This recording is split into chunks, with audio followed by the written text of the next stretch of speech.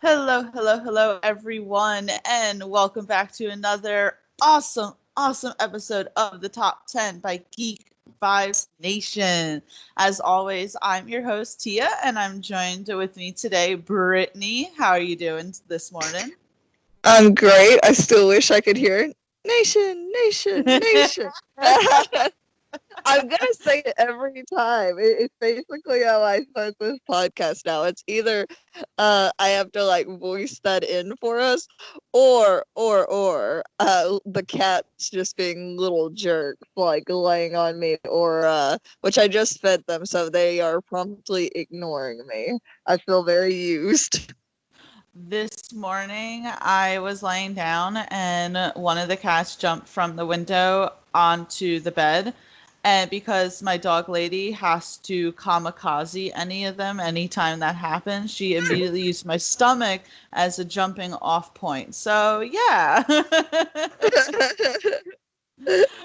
But Ladies, freaking cute.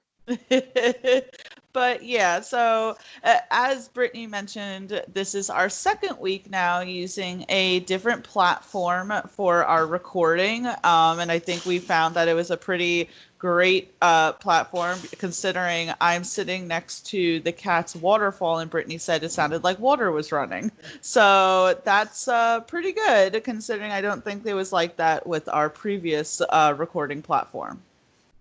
I know. It's like it's sensitive, but it's sensitive like me. It's okay.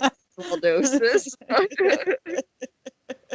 Oh my gosh. But yeah, I'm excited for this episode, Brittany. As soon as I told Brittany the concept or something, she was like, hell yes, with all capital letters. So, you Man.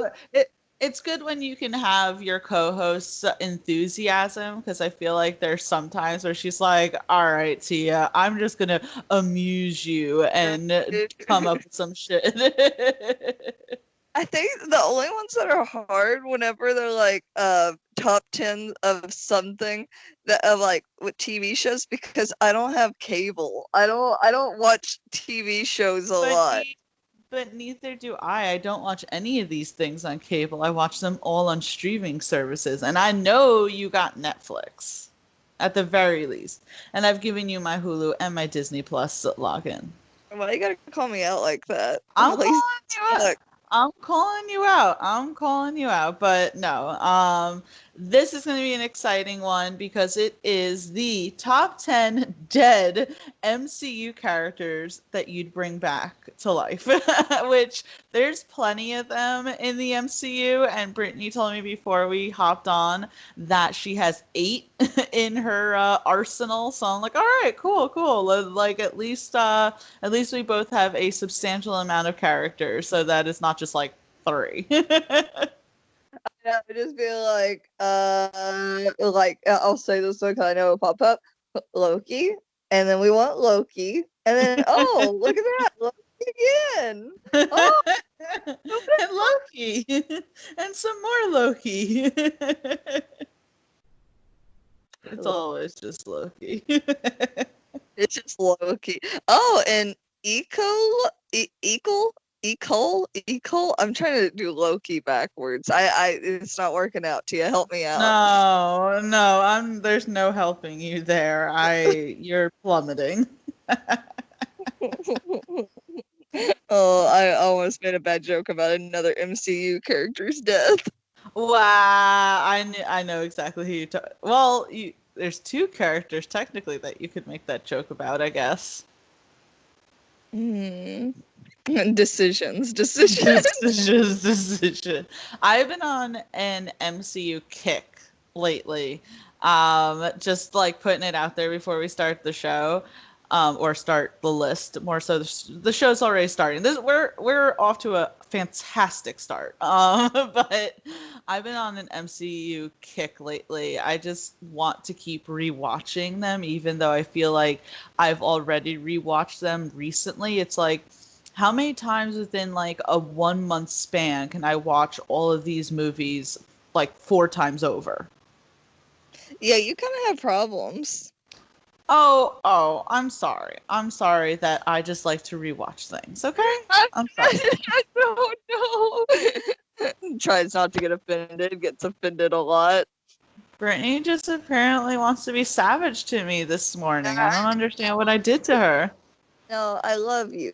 That's why. That's like at work. I'll have like, so, I started my new job and everything. And somebody was like, golly, you're like on it today. I was like, that's how you know I'm in a good mood. That's how you know I love you, is when I'm just being an utter dick. Brittany wasn't always this vicious, and I won't say it on air, but something in her life happened and she met some certain people, and suddenly she started being very vicious to her friends. So just Sassy. call Sassy. sassy. You'd rather it be called sassy. She wasn't sassy before this, so sometimes I just got to deal with it, I guess. But it's okay. I guess that's what friends are Oh, for. whatever. Whatever. Sassy. Sassy. Um, Speaking speaking of of movie Homeward Bound, and there was the cat named Sassy. Oh yeah. I was gonna say, speaking about sassy, yesterday I saw Cindy, and Oh, we did shit. we did a mukbang video, and we're doing it, and she's just like, "Why are you calling me out like this?" It is true. It is true. I was gonna say, Cindy is sassy. She is super sassy. She definitely is sassy, but yeah, why don't we get into the list right now, because we have some amazing picks, and we'll probably cry because we may not ever see some of these characters ever again, but in our minds we wish that they certainly would pop back up. But before we delve any further, I of course want to send out a message from a friend of the podcast, and this comes from the main Damie, who has the amazing podcast They Call This a Movie, and also Stranger Damies. Stranger Damies is the ongoing real play D&D podcast from the main Damie family of podcasts. Join them every Wednesday as the wild stallions traverse the many traps and tribulations that Dungeons and Dragons 5th edition has to throw in their path. There's elves, weird half-dragon people, conspiracies to uncover, and more references to the 1980s than Ready Player One. Subscribe to the podcast on all podcast services by searching Stranger Damies, and be sure to follow them on Twitter and Instagram at Stranger Damies. Stranger Damies is also a proud member of Geek Vibes Nation, and you can, of course, follow us at geekvibesnation.com. I have to say, Brittany, that I didn't have any desire to watch Ready Player One until I found out that Ben Mendelsohn was in it. Oh my gosh. See, okay, Tia does this thing. Like, she can be totally uninterested in something, and you go, hey, one of your favorite actors in it. She's like, I'm on it. I'm on it. Bye. Bye. I can't hear you. I'm already putting on the movie. Because it's like, I watch, if I like an actor, it's like I just want to watch things that have the actors that I like in them, right? It's like you wouldn't listen to music of an artist particularly that you aren't, say, a fan of. So to me, I'm like, if I know that an actor that I like is in a movie, I want to watch that movie. And it's expanded my freaking horizons and all that. I mean, I've seen a lot of movies that I would have never seen if it weren't for the fact that there was an actor that I liked in it. Know what I'm Like saying? that one with Frank Grillo in it. Which one? The one with Frank Grillo in the, with the Sloan. Sloan. Oh, Into the Ashes, which was like really a disappointing movie. But I've I seen know. like good movies, Like, okay, right now, before we get into the list, I am currently watching Penny Dreadful City of Angels because Carrie Beesh is in it. And she's the actress who played Donna Clark on *Halt and Catch Fire*. And I really like her. So I'm watching the show strictly because of her. Man, Girl Crush Wednesday. Oh, definitely. 100%. Like it's bad. But Anyway, you all tuned in to listen to us talk about the top 10. We should just delve right into it. Brittany, what's your number 10 on our list of the top 10 dead MCU characters you'd bring back? I know this one's gonna be different, but I would bring back Killmonger. And my reasoning for that Oh. is he had so much potential for change. He had such potential to be kind of like not I won't say just like, oh, a sidekick to Black Panther. But everybody has their partner in crime, right? Mm-hmm. Whether it's Cap and Bucky, or I'm gonna say Cap and Falcon, or like all these different, like, these subsets of the main character who get their own limelight in the same aspect. It's like Killmonger, he's his cousin. He had a rough home life. He was raised basically on the streets, and he even speaks about, the kind of situation he lived in, and like, oh, yeah, well, you lived in this palace, this is what I was doing, right? And he has such a good moment there towards the end. I just felt like there's so much potential to keep him alive and let him have that change of heart. Or we saw the influence ultimately he had on T'Challa to help those the I'm trying to think of those groups. No, I'm trying to think of like what you call like a place, like community is the word I'm looking for, to help those communities towards the end, because he was able to have that influence on Black Panther, to have like, he was eye-opening for him of what maybe he didn't quite see, and the fact that, hey, we have our family that lives there too, we can't just separate them and go, oh yeah, we just live in our bubble, right? And I don't know, I just felt like there was way more potential to keep him alive instead of just killing him off towards the end. Yeah, I get what you mean completely, because Killmonger kind of brought up the fact that you guys are living in this utopia of wonderful technology, peace, and just all of that, right? But we out here are living in not peace and without this technology, and you're, keeping that from the world, and you're essentially hurting those who really could use it. And as you said, those who are your family. Um, because Killmonger absolutely had, the right to be part of Wakanda, and because of, say, the decisions of his father, was shunned away from all of that, right?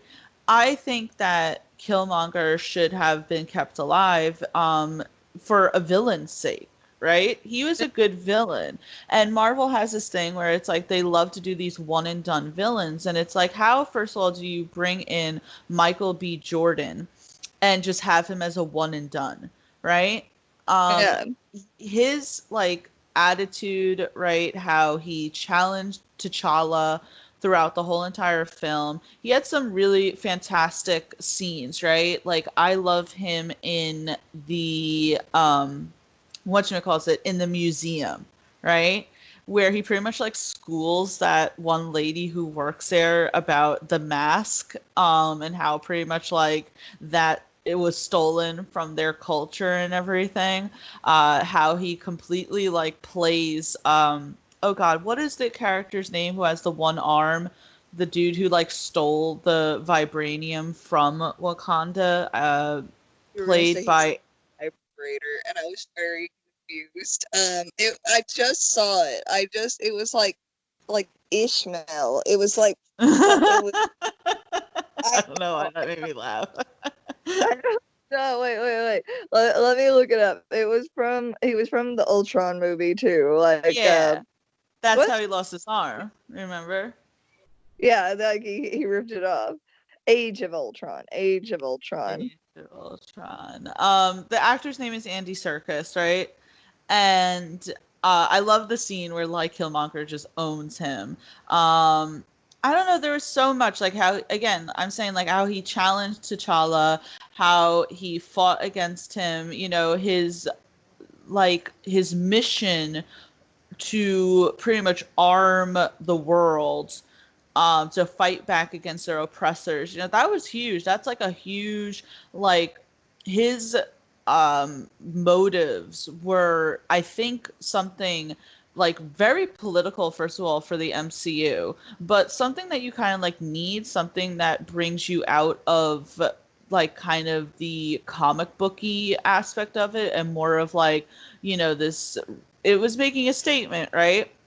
And and then you have, though, at the end, like this beautiful scene between him and T'Challa where he's saying like how beautiful Wakanda is. And it's like, I just don't think he should have been killed off. I think that he could have been a good reoccurring villain, or even someone that like doesn't agree with like the direction Wakanda's going with, and ultimately like has his own sort of bad plans, but then occasionally has to team up with T'Challa in order to face, say, a bigger opponent, like a Loki, right? Like Killmonger had the potential to be T'Challa's Loki. That's what I was thinking about. Part of the reason why Loki was such a great villain is that he came back. Like, he had more time for character development. Oh, by the way, his name was Ulysses. It's like the Ulysses Claw, because his Ulysses, like Ulysses S. Grant. Yeah, that's his name. Okay. The one that loves oh, Scuttlefish? No, is that what he was? Didn't he say that he like didn't like them or something like that? No, He had a weird like. They were adaptive. He said they were like adaptive because they could like take on, I don't know. He was weird. He really liked that little octopus thing. He was a weird character for sure. Weirdly hot. Oh god. Of course you would say that. With a name like that, being from the South, so you know how I go. No, sure. Oh my god. But yeah, I do 100% agree that Killmonger is whatchamacallit. Like I do wish he would have kept going, because again, like Michael B. Jordan is a huge name right now, a big star, and you would think that the MCU would want to keep someone like that in their world. And you're coming out with a second Black Panther. I'm not saying you had to make Killmonger the main villain because you want to obviously move on, but that's no reason to have killed him off. Yeah, hero. Make him an anti-hero.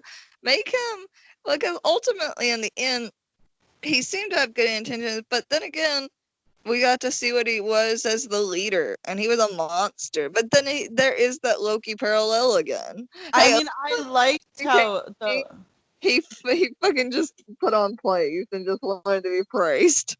Listen, I did like how brutal Killmonger was, because we don't see that a lot in the MCU.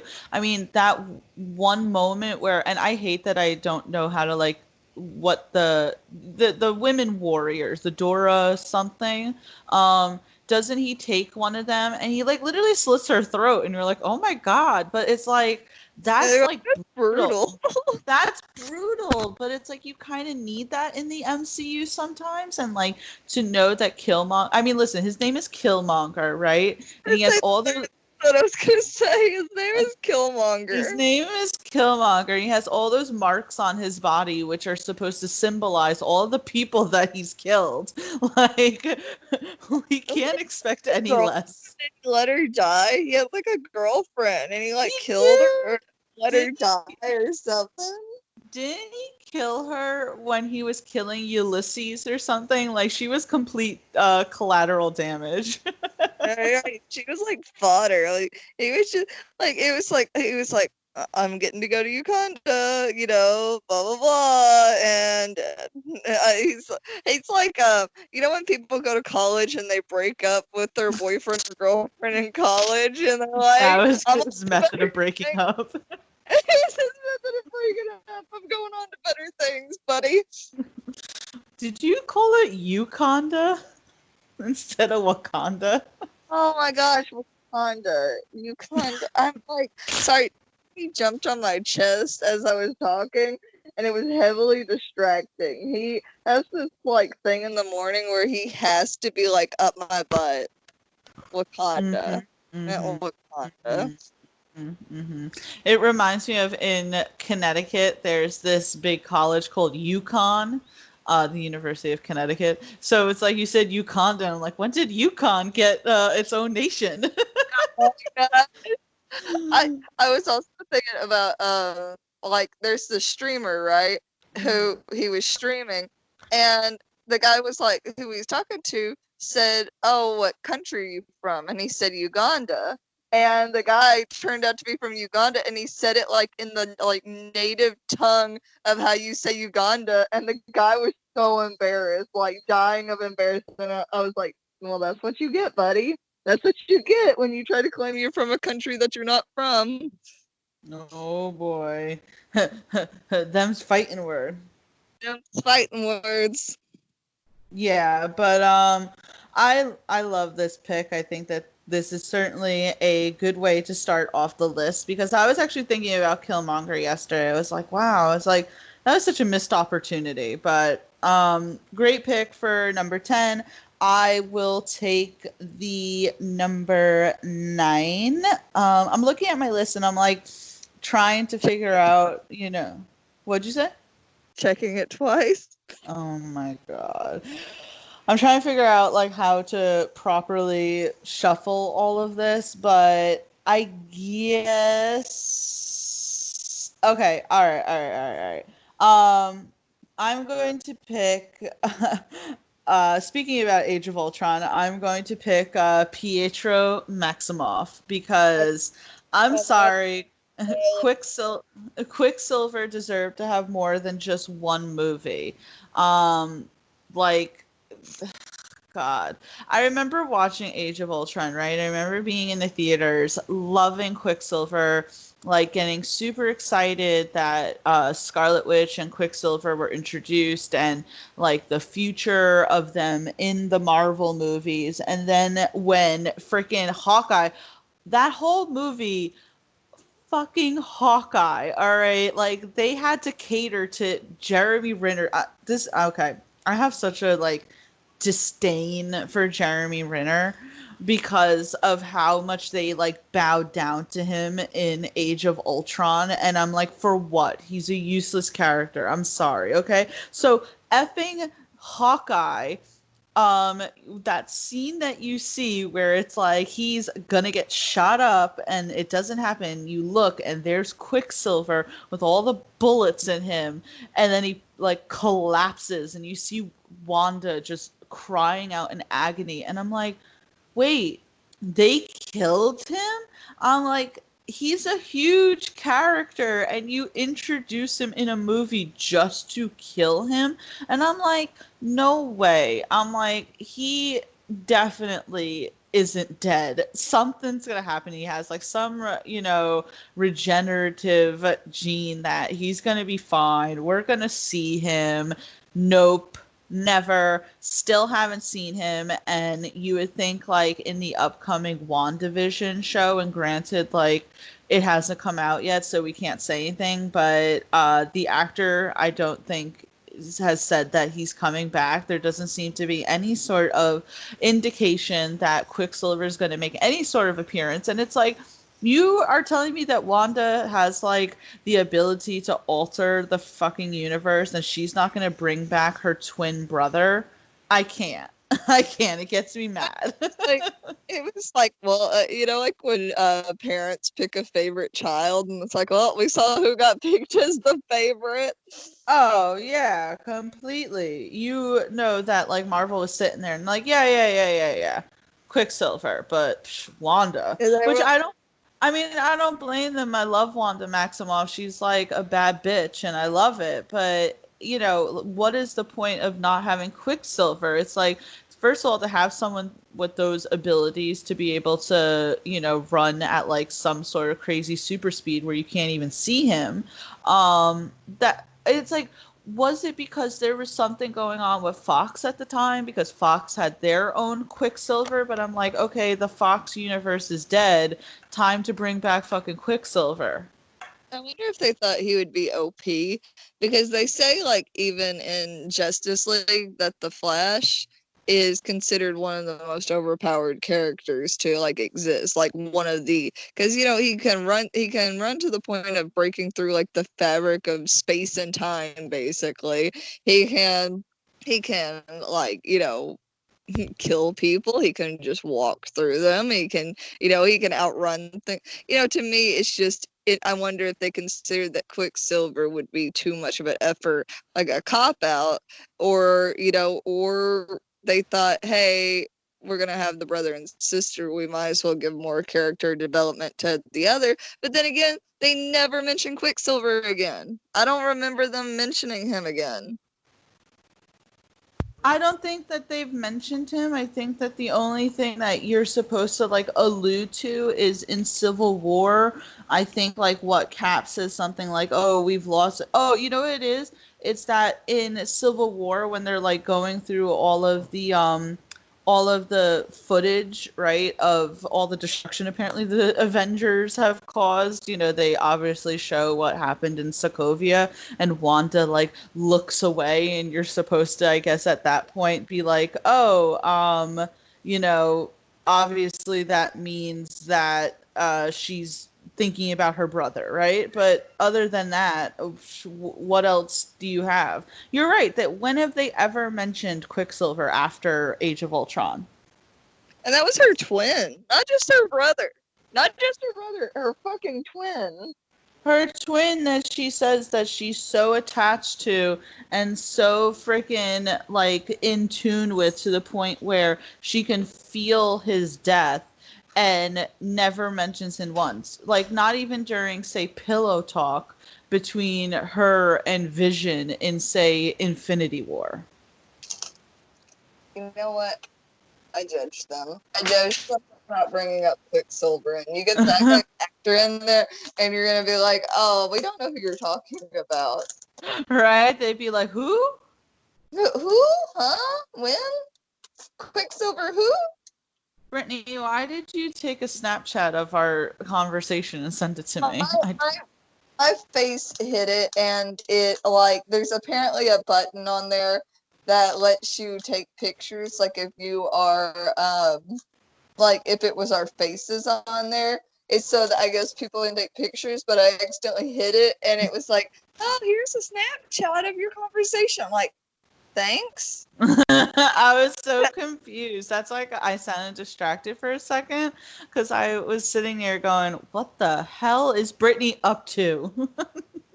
Up to no good. I always ask myself with that. What is Brittany up to? I got into one little fight, and my mom got scared. What'd you You say? know, I'm alluding to the Fresh Prince of Bel-Air song. Okay, I have like a really bad confession right now. You're not gonna like it. Yeah, It's Tia, we're gonna lose everyone. There's I some shit know. on this podcast, but I need you to not do it. No, I'm just joking. Do it. I've never seen the Fresh Prince of Bel-Air. Well, you know, guys, this is a great podcast. You know, a lot of dedications, lots of hours that I could say that we've spent through this. You know, 2 hours every Sunday for the last, like, how many months? You know, it was a good run. Bye, Tia. Have a great life. It was good having your friendship. Oh my god. And that's how I lost everyone. No. You know what it is? It's like growing up I just didn't watch any like live action stuff. Like I never watched Degrassi or anything like that. Like all these like, you know, live action shows that people watched, I never was into because I like continued watching cartoons for way longer, like while I was like in my teens and everyone else was watching, you know, as I just said, Fresh Prince, Degrassi, all these other, you know, like because they're like, we're teenagers, we gotta start getting it. And I'm like, I'm still watching Cartoon Network and Pokemon and shit and Sailor Moon and DBZ. And I was like, I don't want to watch anything live action. I just want to watch cartoons.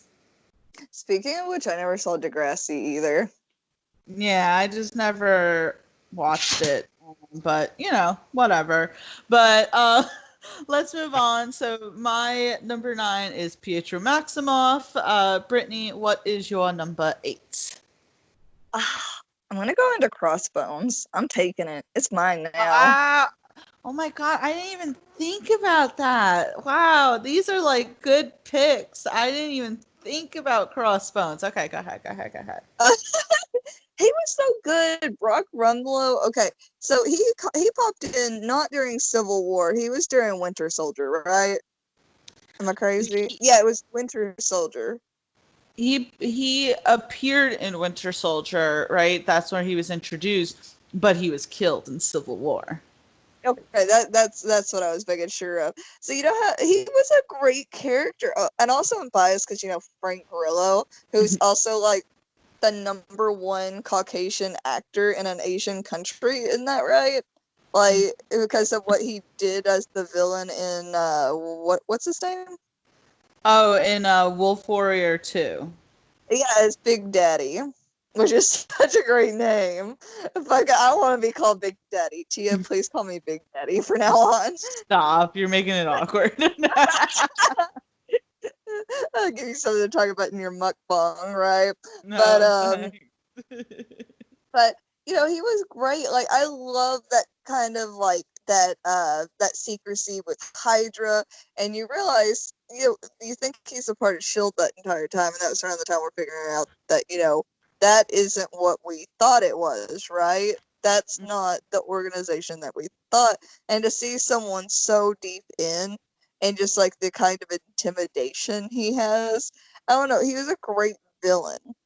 And I'm so surprised that he even survived the building collapse, because even then I could have just ended there and go, oh, I wish they would have brought him back. But they did bring him back. They brought him back in Civil War just to have him basically suicide himself, to like blow himself up to try to take Cap with him. And then and that's what jump started. And I guess you could say his death is memorable because it's the reason we even had the what was it called, the Sokovian Accords. Yeah. Yeah, and Wanda, and getting to have that effect on Wanda where she was lifting him up to try to save everybody, but ultimately destroyed a building while doing so. I don't know, I guess I just felt like this is like still one. Okay, personally, Frank Grillo, he's amazing. He's a very attractive individual. um, and I would have enjoyed him for my own sake to still be in the Marvel universe, but also because he had a lot of potential. I love that even he could hold his own with Captain America. Not exactly hold his own, but you could tell that he wasn't afraid to get into hand-to-hand combat with Steve, and he wasn't afraid. He took on Falcon. He just, I mean, you gotta wonder what kind of harsh training. To me, he was kind of like the male Black Widow, where they may not particularly have a power, even though we're supposed to assume that she had some of that serum in her, but to see him go through that, and it makes me wonder, did he have some kind of experimentation done? And like, I wish they would have fleshed him out more. It's like we talked about, they bring in these great actors just to kill them off, and you're just like, really? And Crossbones could have been a great major villain. Crossbones could have been something that I could go, okay, this is Hydra's face now. Because it feels like all these organizations have a face to them. That main villain, someone that you need to bring down. And they brought him in for 5 seconds just to kill him. I don't know. I wanted more. I wanted more, Tia. He could have definitely had a fantastic potential as a long-term villain within the MCU, because clearly something happened within that moment of the building collapsing to when we saw him then. Because if you remember in Civil War, when Black Widow is going hand to hand with him and she goes to like zap him or whatever, and he's like, I don't work that way anymore. And it's like, what way? not being zapped? Like, what happened to you? What kind of experiments then were done on you to make you suddenly now like some sort of like super soldier yourself? But I think that not only could Crossbones have been a great villain, but Brock Rumlow could have been a great like mole, right? Because we obviously see in Winter Soldier that he's working alongside Cap. Cap trusts him, thinks that he's a good member of the strike team and all of that. But instead of having it where it's revealed in one movie, have that as an arc, right? Have him come in for like 2 movies where you think he's the ally, and in reality he is there getting information from Hydra. Like, that would have been great. Or seeing more of him and say Bucky, right? Like, that would have all been really fantastic stuff to have been fleshed out. What would have been good is with Falcon being the new Captain America, bring him in as his villain, because we already see that they have beef to begin with. Falcon was there with them when he got destroyed. You know, like when the building collapsed on him, right? They were like fighting. He would have been a great Falcon villain. That actually would have been a really great thing to have, say, in the Falcon and the Winter Soldier show for Disney Plus. We obviously see that Zemo is coming back, which I do put Zemo as like one of the most underrated villains in the MCU, but I think that he is one of the best villains, considering he pretty much destroyed the Avengers without lifting a fucking finger. But you know, you know what I'm saying? Like, he didn't have to like fight them or anything. He literally just turned them all on each other. Like, that's mastery, right? So I'm not That's I'm some not Moriarty shit. exactly. So I'm not mad that he's coming back for the show, but yeah, that would have been great to have like 2 villains, right? You have obviously Zemo, who is the more, say, like, I don't want to say intelligent, I'm not trying to like put down Brock Rumlow, but Zemo's obviously like highly intelligent, have it where he has his like long term thing, and then Brock Rumlow is the one that's like always going after him, that it's like, shit, we're doing these things, but now I gotta go like hand to hand with this guy, and he's freaking like he's like a Tour de France. Yeah. That would have been great. I'm like sitting here and I'm like, damn, come on. Opportunities. Why do they have to kill off these villains? Why do they have to get rid of these hunks? You're hot, you're dead. You're hot, you're dead. Oh, and you're dead too. That's all I'm seeing on this list so far, is just a bunch of hunks that they decided to take from us. I know they couldn't have them distracting. Well, by the way, have you noticed we just we've had mainly just villains, mainly from me. Oh my god, no, that's what I really just thought of, because that's who they tend to like kill off all the time, because my next pick is going to be a villain. I can't help it. Like, it's like I also feel bad because like most of them are male, and it's like, I got called out for being apparently a misogynist by someone recently, which like makes no fucking sense because I'm a feminist. I know this story. Oh yeah, I'm not gonna say it on air because some disgruntled person disliked that I said in a review that she was someone else's lover. Get over yourself. But I want to say, I guess, honorable mentions really quick. I doubt that they're on your list. Obviously, Hela, duh. And obviously, we would bring back Thor's mother, Frigga. But even we knew that. Bitch. No, really? Okay, it's okay. Oh shit! It could be on your list still. I got a long list, bitch. All right, my bad. Oh my god, I really didn't think that you would say that, but I kind of want you to, so that we can like go deep dive into it. Okay, I won't say any further. But I think that I think that Crossbones is a good one, right? Because I sit there too, and I'm like, damn, you like teased this, and we had him for 2 seconds. 2 seconds in Civil War. I know. I wish he would have got more of a play out.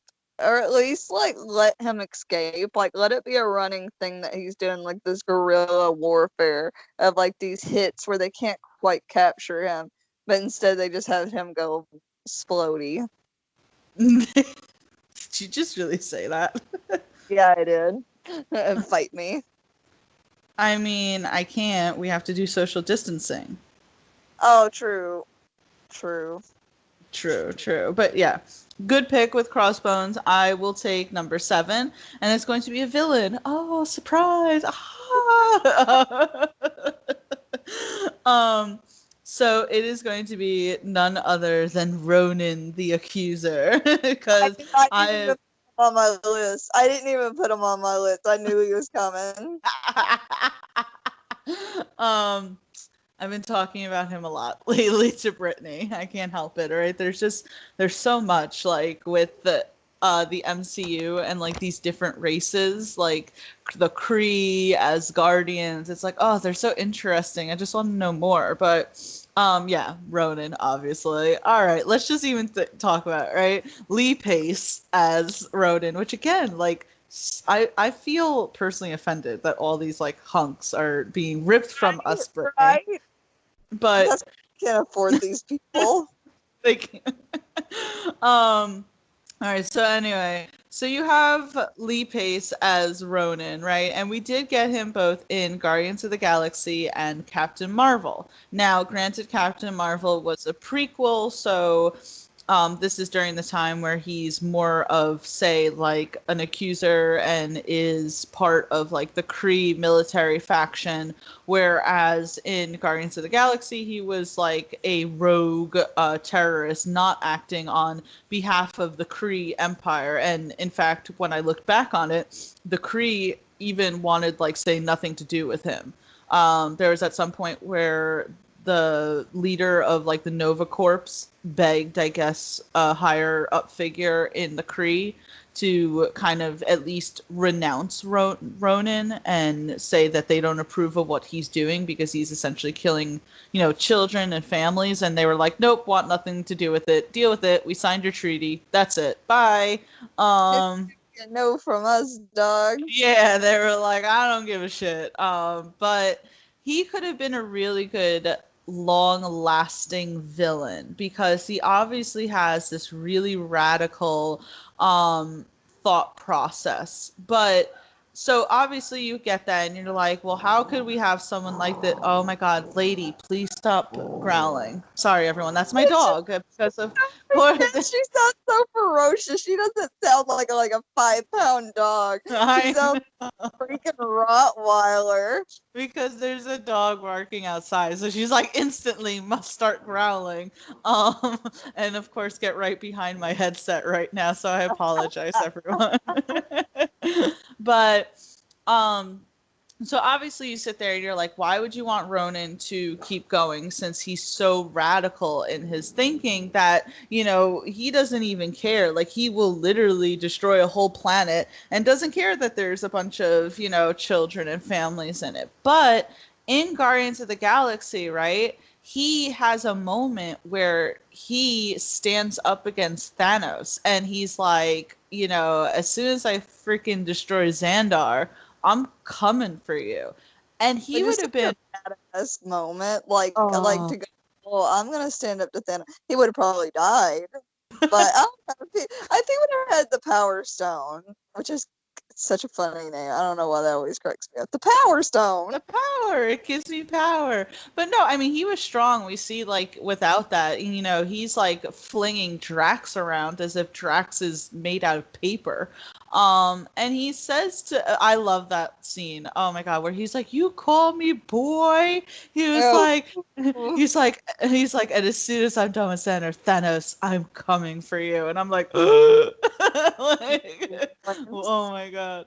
It's so good. But, he would have been a really good asset against Thanos because he is powerful and he has a warship and he has all of these years of experience of being, in war, essentially, right? Even though Thanos calls his politics boring and, you know, that of a pouty child, but it's like, I don't know, that would have been great. And in the comics, from what I'm reading, he becomes a bit of an anti-hero himself. He does go on to assist in some whatchamacallit, he goes on to assist in some storylines. He even marries a member of the Inhumans, which, you know, was part of that really shitty TV show that lasted about 8 episodes, but still. Oh Um, no. have you heard of the Inhumans, right? That, Yeah, I like, haven't, but I kind of have. Like, I don't know. okay, so like a few years ago, a few years ago when we were like right in the middle of, you know, like the Netflix Marvel shows, and Agents of Shield was really big. It's like Marvel was really building up its TV, right? Obviously, we had the movies, but it was just kind of starting to build up its TV, since DC seems to have its thumb on the TV spectrum, right? So you had the Netflix shows, and I don't think, like, this is, I think, even before, say, like Punisher season 1 came out, right? I think that, like, Iron Fist had just come out, and I think that was around this time, right? Well, okay, so this is the thing, is that the showrunner behind the first season of Iron Fist was behind Inhumans. So, um, they were coming out with, I'm just saying this like really quick, right? They were coming out with the Inhumans TV show, which was supposed to be a big thing because two reasons. They're like a family. They're like the Black Bolt family. Like, they're a big figure in the comics. And they're essentially like mutants, right? And this was a way for Marvel to introduce mutants before they had a deal with Fox, before they bought Fox out, because their whole thing is like they're mutants that went to another planet and they've been living away from Earth this whole time, blah, blah, blah, blah. And it was supposed to be good. Like, this is a big thing. It was terrible. I never watched it, so, you know, maybe I'm wrong, but it was so, like, the reaction from it was so bad. Everyone was like, it's embarrassing how bad Oh, Inhumans was. Like, yeah, that was the thing. It was like embarrassing how bad it was, and they literally canceled it after about 8 episodes. It didn't even get a full season because it was just it never got the viewership, and the reactions were so bad. So yeah, the show Inhumans was terrible. Justice League. What? Did I say that? No, I didn't say that. I didn't hear what you said. I said that's how I feel about Justice League. Like, it's just so yeah. bad, you can't believe it ever existed. Well, and that's how Inhumans, the TV show, is viewed. But it was also, the guy behind the first season of Iron Fist was behind Inhumans. And I think after Inhumans and after Iron Fist, they were like, yeah, we're never bringing this guy back to do anything. But, I mean, you should have been able to tell from that. Why give him a second chance? I don't understand it. So, and I don't think that they'll ever wish to bring Inhumans into the MCU, because originally it was supposed to be a movie. And then they decided to do it as a TV show.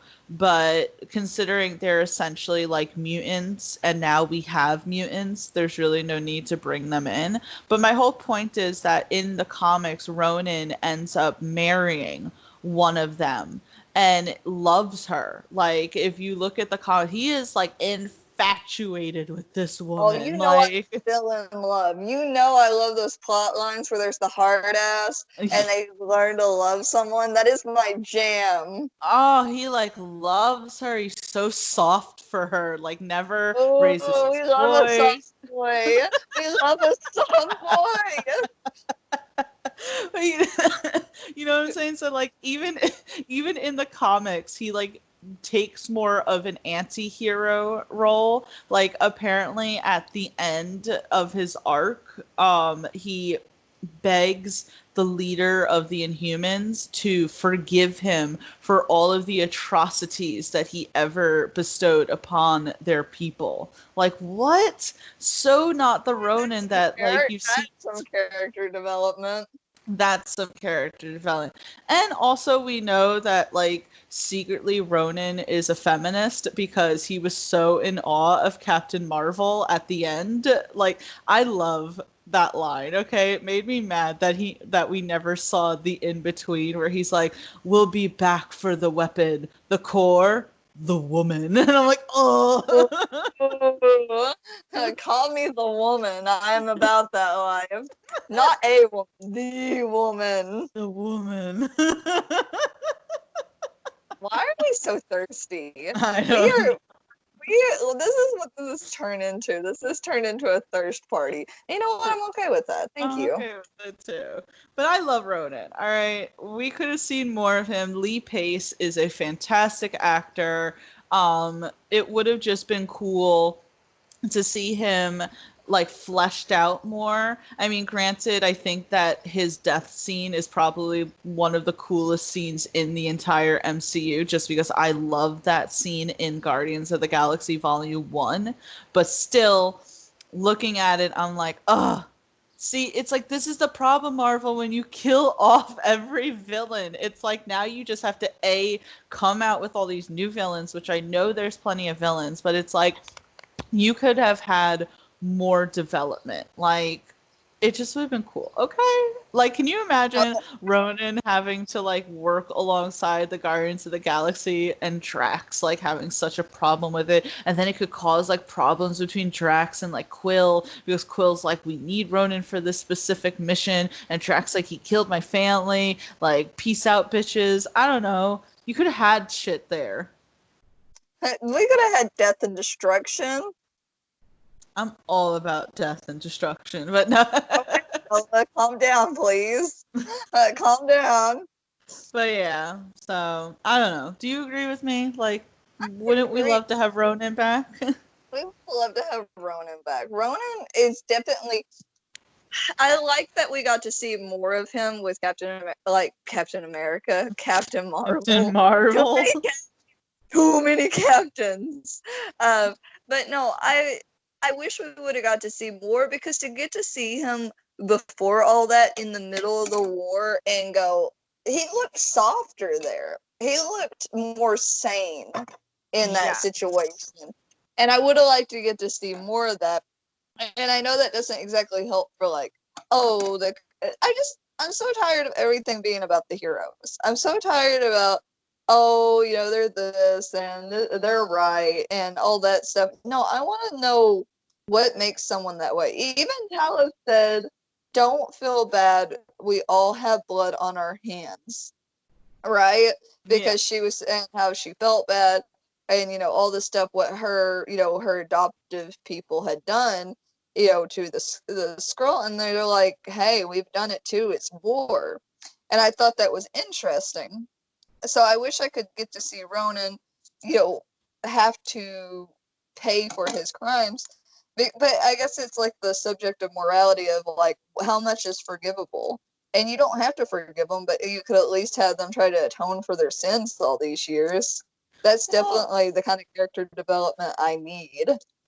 Well, I mean, like, really quick, because obviously it'd be, as you said, how much is forgivable, because Ronan has slaughtered a lot of people. Like, again, I went back and I watched the first Guardians of the Galaxy, and there's that scene where Ronan and Nebula are in the prison, right, trying to interrogate, and Nebula's like, oh, the Nova Corps are coming. We gotta go. And he's like, all right, let's go. And she's like, what do we do with these people, the prisoners? And he's like, the Nova Corps can't know that we were here, so cleanse this place. Meaning, kill all of them. And it's like, okay, that's a lot of people. Thing is terrifying. What did you say? I said that whole cleansing terminology is terrifying. It's terrifying. But both Nebula has had plenty of blood on her hands, and she has been redeemed, and even Loki killed a lot of freaking people in New York, and that was redeemed. So I'm just saying, Ronan could have totally kept going in the MCU. But yeah, Brittany, let's move on because I could probably talk about Ronan for the entire 2 hours that we're here. So what is your number 6? I was going to say the only side note I have is that you notice that the villains that we're more okay with are the ones that personally didn't put their hands on someone to do it. They always order someone to do it. And I'm like, Ronan, you gotta wonder. I don't know. It's like, how much, are we too easily forgiving other villains? But I'm gonna go with Yellow Jacket. That was on my list. Want me to do Frigga? Frigga? No, Frigga? I called your spot out, so please keep going. I love it. I have others, don't worry. Okay. Well, I was looking at it and it's like, Ant-Man is great. The humor behind it. We love Corey Stoll. We love that balded man. We love everything about him. Like, but it's interesting. Because I didn't know that's who he was until we had gotten into Corey Stoll, and I went back and you were like, "Oh yeah, that was Darren Cross," and I was like, "What?" This is another case of them killing off like characters too early. Another case of them like these villains. Like, he has the perfect tie-in to Hank about feeling like he couldn't get his basically his love, his admiration. He couldn't get his acceptance. He was such a hard ass.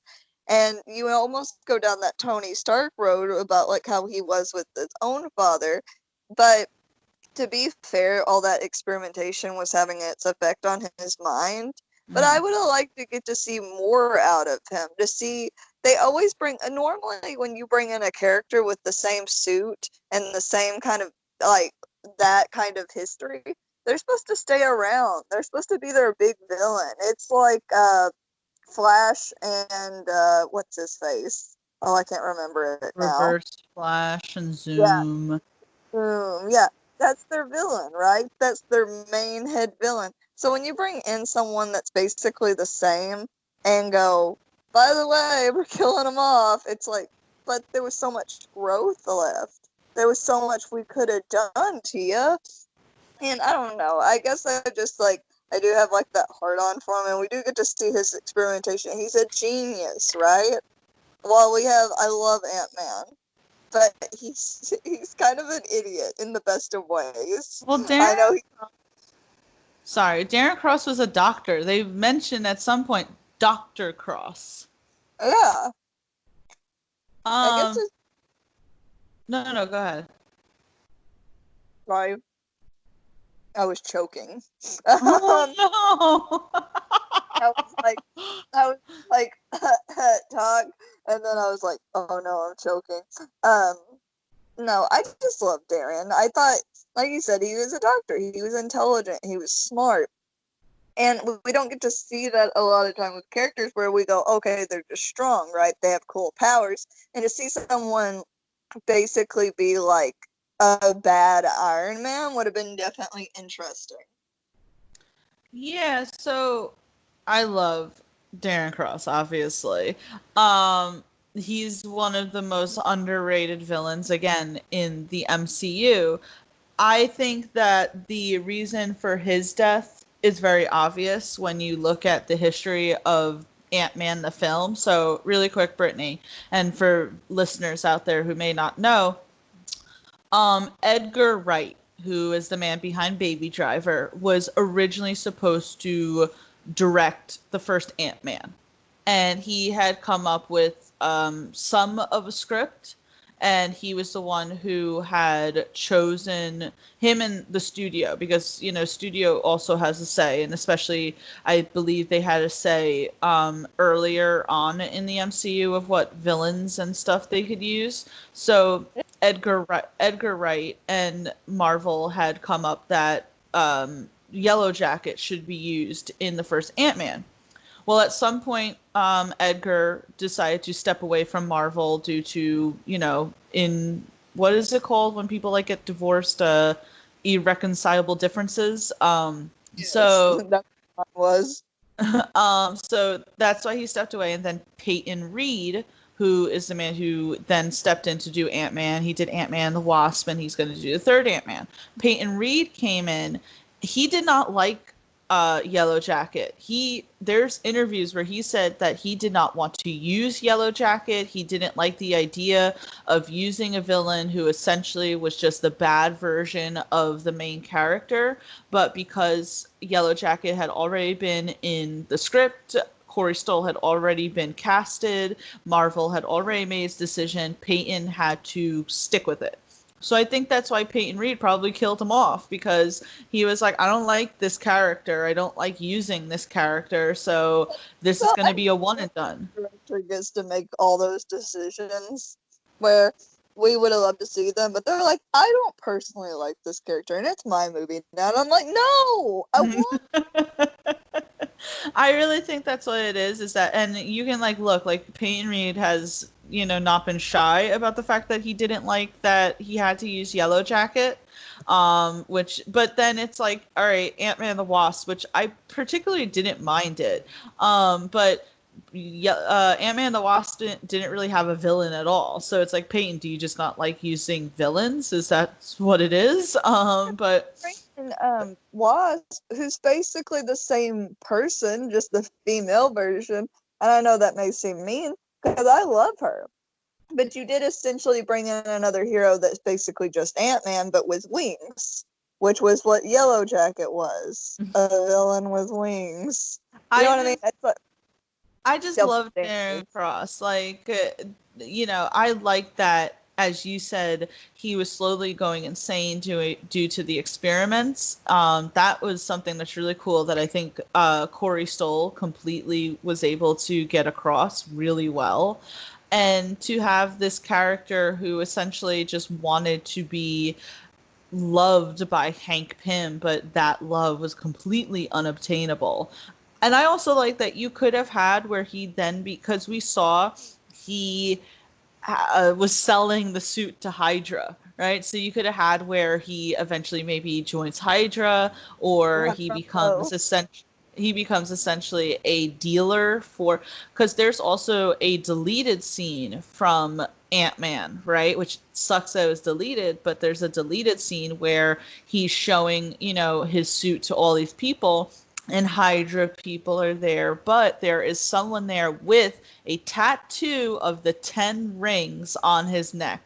And it's like, that's why I said to you the other day, I was like, the 10 rings not only has ties to Iron Man, but Ant-Man as well, because I'm counting that deleted scene. And it's like, all right, well, we could have obviously then had the 10 rings be, integrated more into the MCU earlier on, and also just kind of show where Darren was at. I think he would have been a great villain if given the chance, if he was, not defeated and he kind of like scuttled off, right? And you think like he's not around anymore, but in fact he's developing like, you could have continued where the lab is destroyed, right? But have where he's kind of in hiding and he's perfecting the suit. He's perfecting a wave of an army to kind of go up against Ant-Man and the Avengers. He would have been great. It would have been great. No, it's funny you do bring up 10 rings, though, because I never put together, because of how everything was going on. I thought at the beginning of Iron Man, that was just a terrorist organization, right? That you take in, like, the area that they're in, everything else, and you go, okay, maybe they're going off of, like, real life with this. And then when you realize that but I didn't realize that terrorist group that took him was the 10 Rings. Yeah. I did not know that. My brain got blown. I didn't realize that, because to me, I was like, oh, 10 Rings is like a new thing, right? Like, oh, they're bringing this in. And then you go, wait a second. Like, that's some, like, freaking planning to you. That is some planning to already add them in from day one with Iron Man, the first one, to go, hey, here's this terrorist organization. And us going, huh? Who? What? You know what I mean? Well, like, that, to me, I didn't even put that together. I completely agree with you. Like, when they were announcing Shang-Chi and the Legend of the Ten Rings, I was like, oh, cool, a new organization. And then when you go back to rewatch the first Iron Man, and you realize, like, oh, that was the 10 rings. And they even mentioned the 10 rings in the third Iron Man, you know, with the fake Mandarin, and then the, you know, Marvel one shot, and then, you know, that deleted scene in Ant-Man. It seems like the MCU was trying to sprinkle in the 10 rings throughout the MCU, but then I guess because of maybe popularity wise or whatever, they decided to shift more into Hydra. Because if you notice, after Captain America Winter Soldier, you know, Hydra just seemed like the main, you know, thing that was kind of like seeded into the MCU. But you know, they've been trying to get the 10 rings into there, I think, for a very long time. And it would have been cool if they would have just kept that into Ant-Man and say, like, pretty much that Darren Cross was like having an open house for all of the terrorist organizations. Here's Hydra, here's 10 rings. Maybe the Hand was gonna come, you know, remember the Hand from no, the Defenders? if Hand and the Ring don't have some kind of intimate relationship, I'm going to die. Oh my God. But you know what I'm saying? It's like you could have definitely went in multiple different directions with that. I would have loved to see Corey Stoll return as Darren Cross. I think that he would have done a marvelous job in that villain role. I only hope that the only reason they did that is because they know somehow that DC is planning to use him one day as Lex Luthor. That's it. Right. Like that's what we need. That's exactly what I need in my life. If it doesn't happen, I'm gonna riot. Not that that I would exactly make an impact if I riot. It's okay. I'm interested regardless to see where the future of villains go in the MCU, since we have so many new people being introduced and new groups being introduced, but still I can't help but look back on the beginnings of the MCU and wonder how it would have looked differently if we would have just had freaking some of them that we miss so much. By the way, what's the name of that movie that I wanted to come out so bad, but it's been pushed back so many times that I can't even remember the name now? It was it was supposed to be like a scary Marvel movie. Oh, New Mutants. I needed it, Tia. I needed it. I've literally waited forever because I was like, that's such a good idea. That's such a like great idea for things. I love it being scary. And then I'm like, 5 millennia later. Oh, that's the thing, is that it was supposed to come out. Like, it had finally had a legit date. They put out new trailers. Like, they were dedicated. We are finally releasing this movie, because it essentially had been pushed back by Fox for like 2 years. And then finally Disney got a hold of it, and they got really good response on the trailer, and they're like, you know what, we're doing this. And then freaking COVID-19, everything had to get like canceled and pushed back, and it's like, we will never see this film. We will never watch this movie. I thought of a stupid joke. What? 2019, beauty channels were getting canceled. In 2020, everything's getting canceled. Life is getting canceled. Life is canceled. Oh man, but yes, Brittany, great job with the Yellow Jacket. I 100% agree. You know me, I'm not going to say that I wouldn't want Corey Stoll to come back in the MCU. Like, let's be real. You know what? You just want his bald head. I do. I'm not ashamed. But let's move on. Number 5 is going to be the second non-villain on this list, because so far we have pretty much all villains. And I guess you could say that Pietro Maximoff started off as a villain. So, number 5 is going to be none other than Yondu, because Called it. Stop it. But I just love Yondu. And that's the thing, is that when the first Guardians of the Galaxy came out, I wasn't the biggest fan of Yondu because, you know, he was in the way, right? He's telling Peter, oh, you know, my boys want to eat you and everything. And then he had like the whistling spear, and he kind of was just like, as I said, like he was in the way, right? He's popping up at all the wrong moments, you know, when they're at nowhere and Ronan is there, and then on top of having to deal with Ronan, there's Yondu and the Ravagers. It's like, can we not? What'd you say? They're just there to be dicks. Yeah.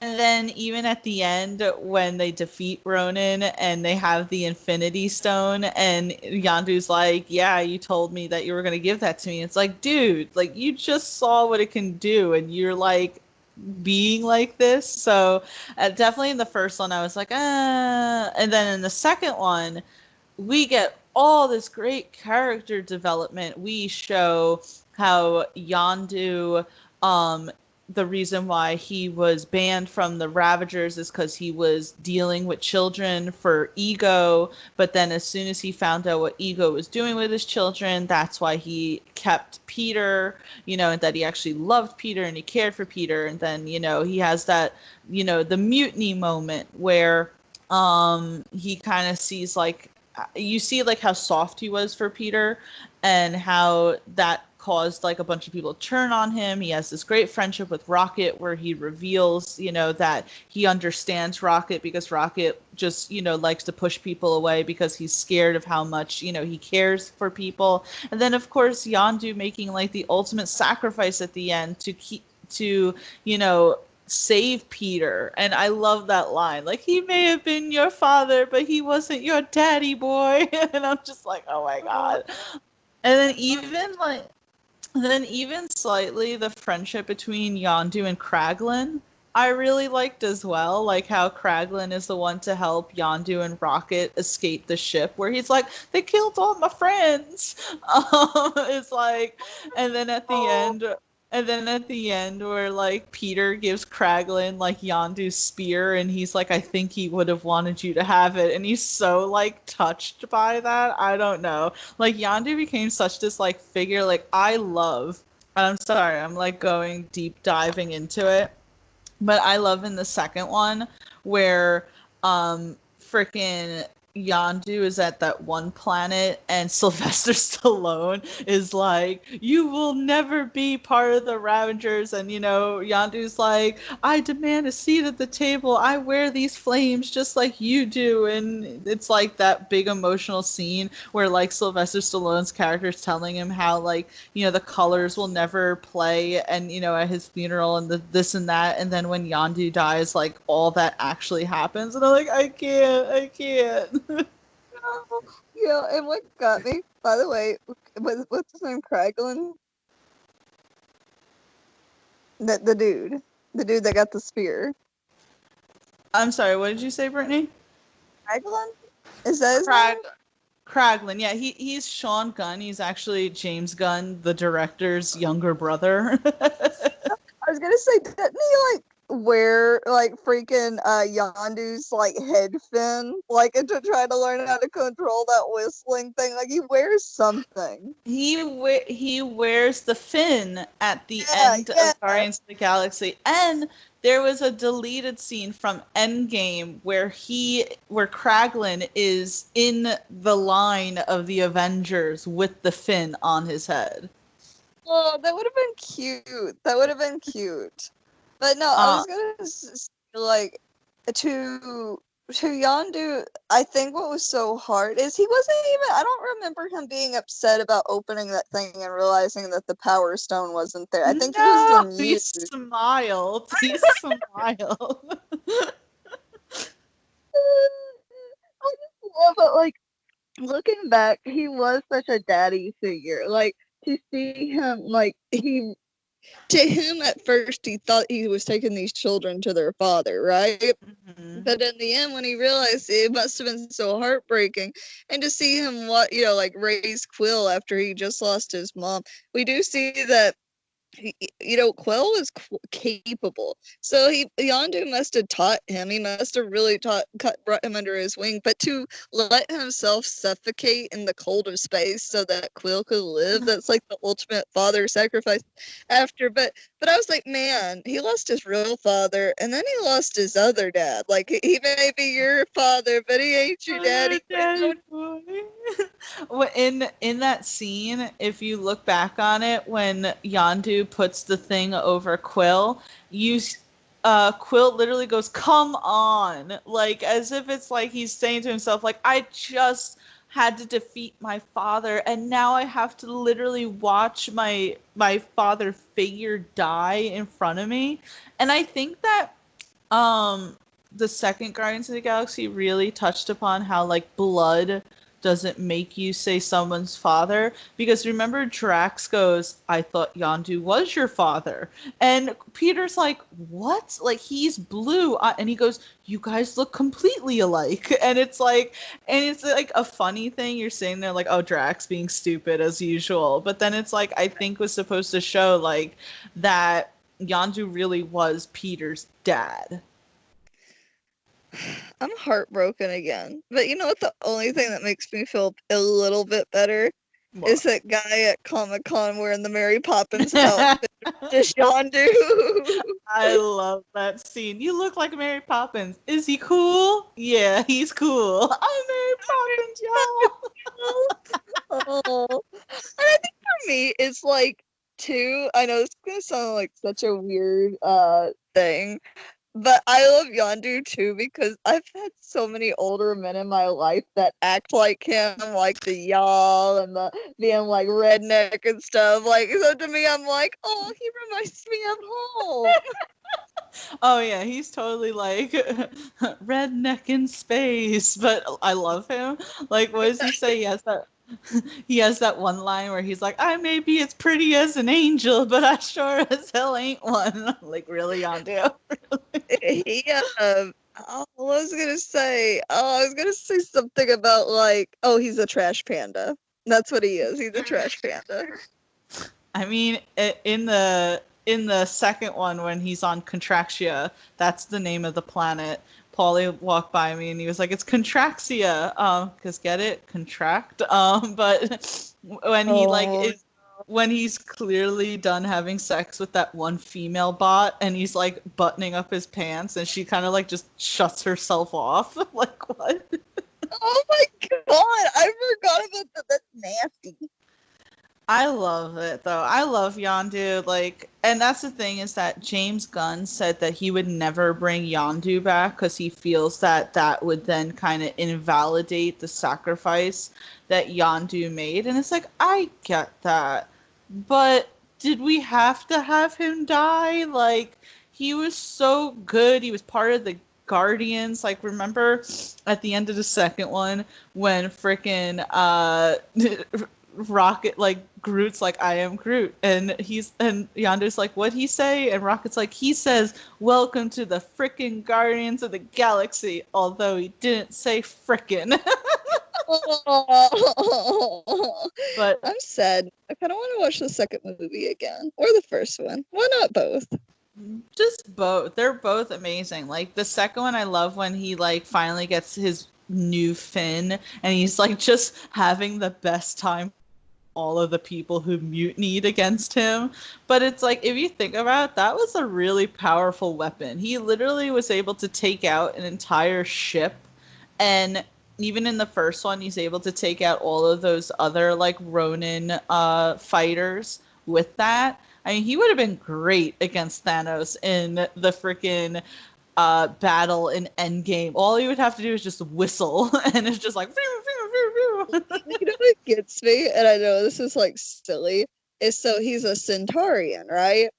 Because I thought he was a Kree at first, but he's a Centaurian, and they just so happen to be blue, And a lot of their sexuality is tied to their crest, which I'm assuming their crest is like their head thing, right? Their fin.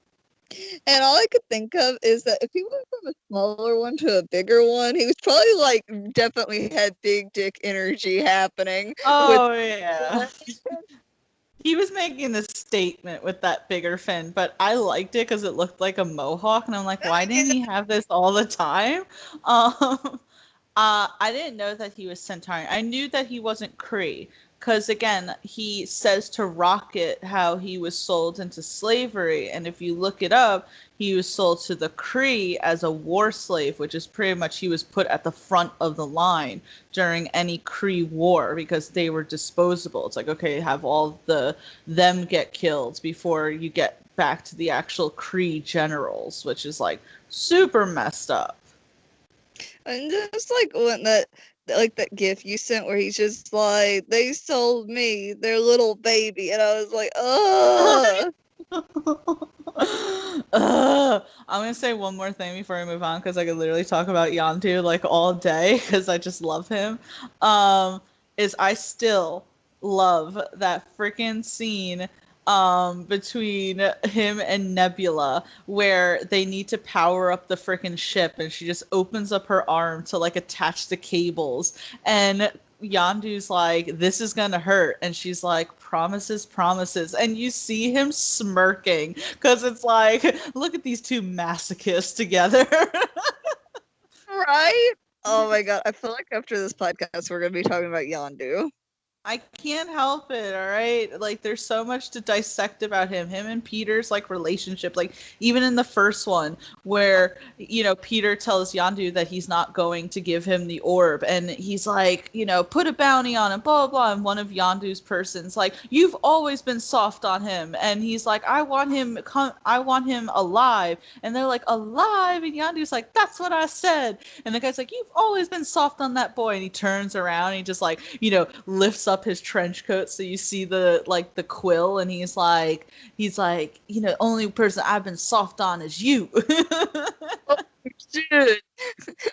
Big dick energy. Big dick energy. But yeah, I'm sorry, I don't want to take up this whole podcast about fawning over Yondu, so let's move on. Brittany, what is your number 4? Can I go with Frigga? Yes, I kept, all right, everyone, I kept messaging Brittany. I was like, please put her on the list. I was like, I didn't mean to call you out before. Like, please put her on the list. Too much. You stress too much. By the way, is it Frigga or Frigga? I think, if I remember, I think that Odin said Frigga. Frigga. Well, for me, is that of like that family. First off, you have Thor, who lost Loki, he lost Odin, he lost Frigga, he lost his girlfriend, you know, not technically dead, and she's coming back, but you get what I mean. He lost his planet, he lost his hammer, he lost all of his best friends to Hela. He lost his hammer. He lost his hammer. You know, like, because remember in the first one, he had that group that he fought with. Mm-hmm. They all die. I think Sif died too, didn't she? No, I think they like said that she was off somewhere else, and that's why you haven't seen her. Okay, so then you like, she is off doing something. He's lost. Oh, what's his name? Heimdall. And it's like, he's gone. It's like, and all he wants is his fucking mother. Like, you saw his excitement whenever, like, he was going back and he was like, you know, oh, he's like, I can't, you know, my mom, you know, this is the day. And Rocket's like, oh man, that really sucks, but we got to do this thing. like, I get it. It sucks, but to get to see him have that interaction with his mother made me realize what a great character she was. Because I'm going to go back for a second. You have with Loki, she taught Loki everything and made him feel normal and made him feel loved, while Odin was just like, you know, always keeping him at arm's length. But you see that Loki had such a deep, such a deep connection with his mother, you know, whether she was visiting him in prison or I feel so bad that the last words he said to his mother were basically telling her to leave, and that, didn't he say like, you're not my actual mother or something? Yeah, and then she dies. Because Loki says, I'm sorry to interrupt, but Loki says something along the effect like, you know, Odin isn't my real father. And she's like, so does that mean I'm not your real mother? And he's like, yeah, pretty much exactly. Ugh. And he's just acting out of hurt. But when his mom dies, he's heartbroken. You Mhm. realize how much she meant to her sons, and it's like, she was a kind-hearted soul. And even like whenever Thor is trying to tell her, like, Mom, this is gonna happen, and she's just like, it's almost like she knows. She knows, and because she's a witch, wasn't she like taught like by like the greatest witches in Asgard or something? Like she Yeah, says something. she says I was raised by witches. Yeah, and it's like for me, she had to know it was coming because every time that he tried to say it, she covered his mouth, and she's just like, "I love you." And there's got to be some kind of foreshadowing that she already knew that this was going to happen, but she accepted it because she knew that probably the events of the future could not happen. But I love her giving Thor a hard time for getting fat. Uh, and, and when he's like, "Oh, my hammer," and he's so excited, and it was almost like he needed that. He needed because and I know, side note, I felt so bad for Thor. Like, I know he had gotten fat and stuff, and people are like, "Ha ha, funny," but it's like he was fucking depressed. He was just depressed. Like, you can make the humor of it, but you got to think of like what happened to him to make him want to, basically stop everything, and how easy he was to cry over certain things. But I just felt like she could have added so much more. Whether or not she continued to be the queen, or helping Valkyrie, come into her spot as the queen, or help everybody adjust to life on Earth. I don't know. I just felt like she would have been a good addition to the story and kind of helped the characters in it to kind of have better growth. Or, I still feel bad about Loki. Either way, Loki doesn't have his mama back. No, it's like I do love that scene though when Thor asks for his, he calls Mjolnir and he looks like so relieved with like tears in his eyes, and I like how like Rocket, doesn't understand because he's never seen this before, so he's kind of like, what the hell's happening? And Frigga's like, oh, it just takes a second sometimes, like because it's like taking so long to like get to him. I loved how regal Frigga was, right? um and how she really just brought this like softness out of the story, because even in the second Thor, right, which again like is a terrible movie but has its good moments, Thor brings Jane to Asgard and Odin is very resistant, doesn't make her feel welcomed at all. But Frigga makes Jane feel welcome, brings her in, lets her rest and everything, and then goes above and beyond to protect her, which ultimately cost her her life.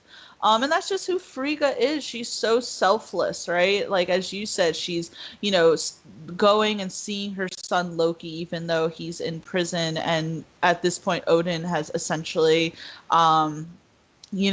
disowned him, and she cares for Thor, and she's giving, like, Thor needed that pep talk in Endgame, because before that he was like coasting. He really just had given up, was so depressed, like didn't have motivation really to do anything. And Frigga kind of, I think, brought life back into him, and for her to accept that there was going to be a fate that he was trying to warn her about would really just spoke so much about her character. I loved Frigga. And I think I loved her more after watching Endgame. Me too. I think it was good to see her have that nice motherly, like, mama tiger, like, kind of like, what was that Family Guy where Lois is like, "I'll rip your effing eyeballs out." Yeah. Like, say, like, I just like, I don't know. I just thought she was such like a good motherly character, but also a warrior in her own right. Which you don't really get in the MCU. Like, there's such this emphasis on fathers, Howard Stark, Odin, Yondu, Thanos even.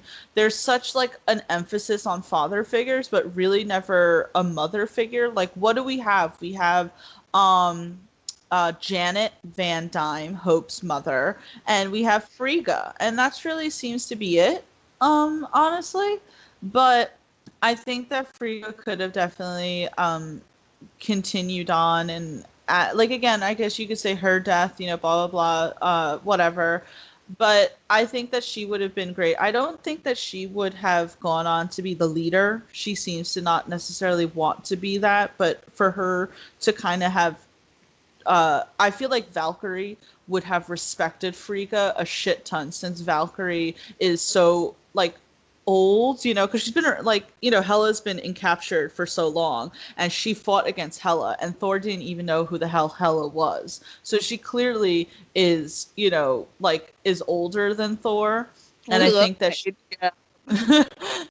but I think that she would have had such a respect for Frigga, and Frigga would have thought that she would have been a great queen and would have wanted to help her, transition into that role. As you said, I think that would have been great. And I love like the thing, like, you think of the Asgardians, right? And they're like these noble warriors and blah, blah, blah. And like Loki's the outsider because he's a sorcerer. And it's like, no, she's like, I was raised by witches. Like, I would have loved to see her and freaking Loki team up. And it's like, no, okay, this has been great, right? There's all these memes where it's like Loki's like, I am an expert sorcerer, and Doctor Strange is like, ha, that's cute, I'm an expert sorcerer, and Wanda's like, ha, I'm the expert of magic, and Frigga just coming in, she's like, bitches all sit down. Yeah, I was gonna say, she's like the mother of sorcery over here. She old as shit. Right? She's like, bitches. She's like, did you see who I had to deal with? Look how, and not for nothing, like, we love Anthony Hopkins, but she was definitely more youthful looking than Odin. She'd been like, I had to deal with this old ass forever. Old wrinkly ass. I love Frigga though. She was definitely like a great mother figure that I feel like we all needed. Like when she was talking to Thor, it's like, yes, comfort me as well because I need it for this movie. I need it for this movie. Frigga was great. I love Frigga. I would talk about her too. Like I feel like she would be great in a story as well. They're burning down Yonkers too. I know. Isn't this terrible? Like every single time. It's like, what do we need all this for? I mean, like everyone's supposed to be inside.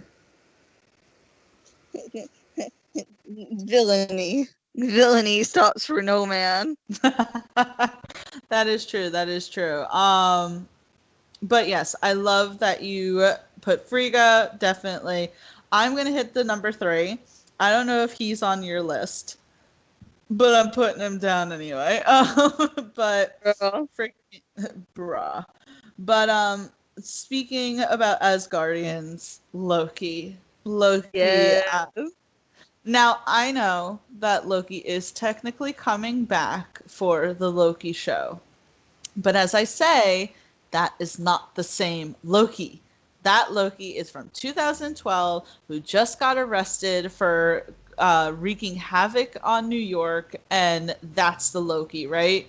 Loki, who experienced Thor the Dark World, who experienced Thor Ragnarok, and then ultimately got killed in Infinity War. That Loki is dead. And that Loki is the Loki I would love to see because that's the Loki who has had the fantastic character development, right? The Loki who got to hear his father say, I'm proud of you, my sons. The Loki who got to tell Thor that all he wanted ever was a brother. And Thor to kind of say, we are two different people and I'm tired of trying to change you, but that doesn't mean I'm going to stop loving you, And this is the Loki who literally didn't have to do this, but took a ship to go back to Asgard to save all of the Asgardian people who disliked him from Hela. All right, all that shit. And this is the Loki who finally got to say, "We have the Hulk." So that is the. I love that scene. I go back and watch it, and he's like, "We have the Hulk," and it's like, "Oh my god!"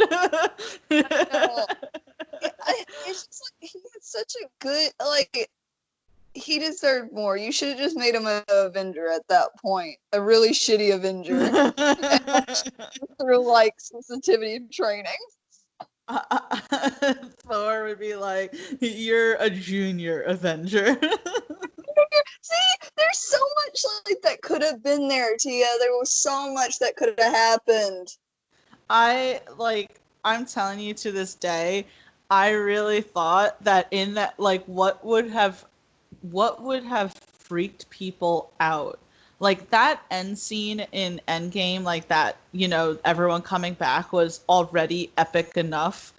But can you imagine if all of a sudden freaking Loki showed up and and he goes to Doctor Strange, he's like, I didn't need one of your stupid circles. Like, He would step through like a green one, and he's like, "This is mine." this is not. And Thor would have been like, "You bastard! I thought Thanos had snapped your neck." And he's like, "Yeah, I hid for a while. I'm a scared piece of shit, but then I decided to stop being a scared piece of shit." Right? I feel like you could have Loki come in and be like, "Well, it was either this or watch Valkyrie become the queen of Asgard, and I will never let that happen." But then eventually they come to an agreement, and he's like, "You know what? Fine, fine, fine." Well, that too. That would have been hot. Because that's a great scene in Thor Ragnarok, that little fight that's really quick, and he's like, "Oh, that must have been a terrible experience. You must have such horrible memories," and then grabs her head just to see inside. Which, holy shit, like, who knew that, like, Loki could do all that? Like, that's the thing, is that in the beginning, it's like, you didn't really grasp how powerful Loki is. The fact that he could freaking manipulate the shit around him, like in Thor: The Dark World, to make it seem like everything looks good when in fact it's trash, or make himself look like Odin for all this long, and then on top of that, could freaking get into people's minds. Like, what? But yeah, oh god, I hated that Loki. Okay, so this is the thing, Brittany. I knew that Loki was dying in Infinity War before I saw Infinity War, because Kelly had seen it before me, and I was like, I need to know so that I don't spend the entire movie wondering if he's gonna come back. Just rip the band-aid off and tell me right now. So I knew that he was dying, and it was like fun to see him in Endgame, right? Like, because then obviously that's the tease of the Loki show. But oh, I really wanted him to be part of that final battle so badly. It would have been so good. Like, and one thing I keep looking back to is I'm like, one, you could have Loki be like, "Thor, you've gotten fat, get yourself together." You could have Loki helping Thor on his. You could have Loki got to have his last words with Frigga. Like, you could have had all this stuff, all of it, just that small addition, and it wouldn't have hurt. People would have loved it. And You can't. also, in that scene in Endgame, if Thor ran down to the prison and saw Loki, like, and visited Loki, or even like released him to be like, Frigga's gonna get killed, you need to protect her, I'm doing this other shit, but you need to protect our mother. Something along those lines. I would have loved that. Loki's just like, oh, he's Loki. He's freaking Tom Hiddleston, man. It's just like, I'm happy that we're getting the show, but it's the same thing, like how, and I talk to you about this all the time, right? That Gamora is not the same Gamora. Again, it's the 2014 Gamora who never had any of those experiences with Peter Quill. So it's not the same. It's like, oh no, the actor's back. And it's like, yeah, but that doesn't mean that character is back. And I would have just loved to have that Loki back, because that Loki went through so much and had all these fantastic like moments of character development. Then again, people say, oh, well, he completed his redemption arc. And I'm like, couldn't he have been redeemed and not been killed? Like, why does being redeemed automatically mean you're gonna die? Right. I feel like that's always such a cop out. I'm like, why do you have to kill them off? Because you don't want to pay the actor anymore? Because you don't want them there? Like, tell me. I like to think that right now Loki, Frigga, and Odin are in Valhalla, right? Just watching Thor. But Loki's kind of getting frustrated because he's like, damn it, this other Loki now is going to get all the attention. Not Right? me. I just see Frigga like holding him like a small child, like it's okay, baby, it's okay. And Odin's like, oh, Jesus Christ, I wish I could go into an Odin sleep in Valhalla. Oh my god, Odin sleep makes me think of like my dad is impossible to wake up.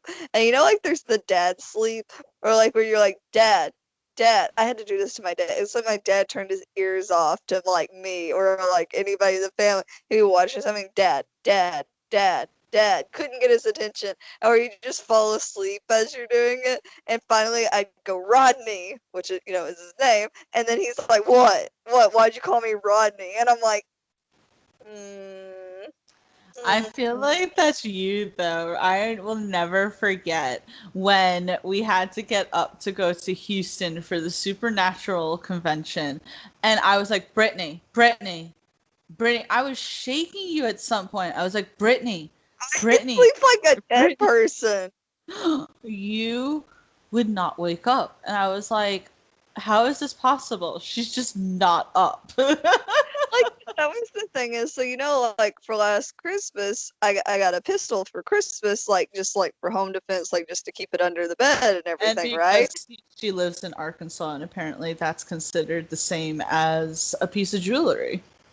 Whatever. But like, so I have that, and Aaron said, you know what? I might have made a mistake. He goes, somebody would break in, you wouldn't wake up, they just stare at you and go, oh, is that a gun under the bed? Grab it. It isn't good. You still be just sleeping away. And I was like, not true. And he came into the house one night, like without, like, I knew he was on his way. I did not wake up though. I did not wake up to the door open. I did not wake up to him coming in. I didn't wake up to him getting in bed. Like, I just was dead. Like, and I'm That's what like, I'm saying. That's what I'm saying. You like, are oblivious to the world when you sleep. I need my beauty rest, okay? I love you. But let's move on. We are down to the top two. Brittany, you have the number 2 spot. Who is the last person from the MCU that you would bring back? Mother effing Black Widow, because it is Yes. bullshit that she was killed off in the first place. Wait, can I Like, say something really quick? Can I say something yeah, really quick? I thought for a second you were going to say Thanos. I was waiting for it. fuck with you.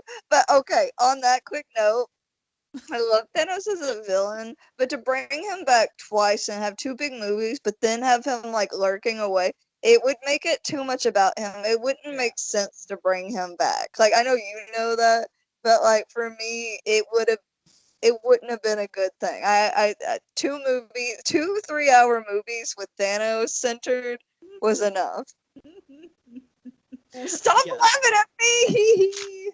No, but please tell. Yes, because all right, really quick before absolutely, I feel like no one gives the attention to Black Widow that she was also killed in Endgame and should not have been killed in the first place. And it's ridiculous that it's like you're making a prequel that has all the potential to be a really freaking popular ass movie, and anyway. Go ahead, Brittany. You, No, but all that's you. what gets me.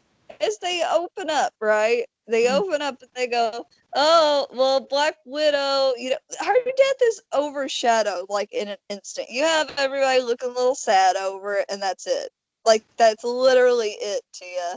Like to me, it's like in Pacific Rim when they killed off a certain character in it, and in the second movie they had this big memorial to everyone that died during the first movie, but the one guy that was like the big deal that died isn't in the freaking memorial. That's how I felt about Black Widow. I felt like they were like, oh yeah, we got what was it? The Soul Stone, Herkaderka, Black Widow's gone. And then it quickly gets overshadowed, which I get it, by Tony's death. By Tony's death, because he brings back everybody and he has a child. But just because Black Widow had, like, nothing else besides that, you know, I'm not making much sense. I just thought it didn't make sense. And then you have Gamora that died. Are you telling me you can't bring back past Black Widow to the present and go, okay, we're good now. Everything's good with the Force. But no, no, no, no, no, no, no. You did not. You just like killed her off and then you magically bring back Gamora. I get it. It's 20 whatever age Gamora. I get it. But it's a cop out. It's a cop out if you're going to do that for Gamora and not do that. Oh, it's the one that doesn't love Quill. Well, she's going to learn to love Quill. Spoiler alert. We know it's going to happen. They're going to fall in love. They're going to fall in love all over again. We're getting a repeat. It happened in the past. It's going to happen again. Just bring back Black Widow the same way. You have Hank Pym now. He can do it. He has the technology. He has the technology. I'm salty. I'm salty. No, I mean, because it's like, all right, we clearly saw what happened, and I forget the name of the place, right? But it's like we clearly saw what happened in Infinity War, right? Thanos took Gamora there, and you needed a sacrifice in order to get that stone. So when they sent Hawkeye and Black Widow, it's like, wait, you know one of them is going to die because that's the only way to get that stone. And it's like, you know, first of all, I will say, like, why didn't Nebula say something? She knew. And, like, but people will say that, you know, if Nebula said something, they would, like, have, like, a 1,000,000-hour discussion about it and blah, blah, blah. It's like, okay. But freaking, and I get, like, everyone, like, and that's another thing they say, you know, this was Black Widow's, you know, not even her redemption, because it's like, to me, it's she's been an Avenger this whole time, but everyone's saying like this is her full arc, you know, going from someone who is just an agent, had very much a motive of her own, keeping all these secrets, to being someone who literally considers the Avengers her family and will do anything to, you know, A, keep them together like how she did in Civil War, and B, the ultimate sacrifice. Because I think that we don't talk about how much the events of Infinity War impacted her, because she's very much the person who doesn't show her emotions. But I think that broke her. I think not having that broke her. In Endgame, we see that she's living in the Avengers facility. She's asking for constant updates when they tell her, like, you know, not a lot is going on. It's like, I think that she really needs that. And she's like, this is my family, I need to get them back. And it's what, and she really was like the definition of like whatever it takes. What But but it's like it wasn't needed. It was like we knew what was going to happen. They're going to that place. We saw what happened to Gamora, and it's like, I'm sorry, you know, I have a problem against Jeremy Renner, and I have a problem against Hawkeye, and no way should he have been kept, like, at all. There was no reason for him. Oh, he has a family. Black Widow has had a family. They were her family, and I did love that scene. I forget which one of them asked, but after she died, what was it, Tony maybe even said, like, do we know, did she have a family? And Steve was like, yeah, us. And it's like, she had a family, all right?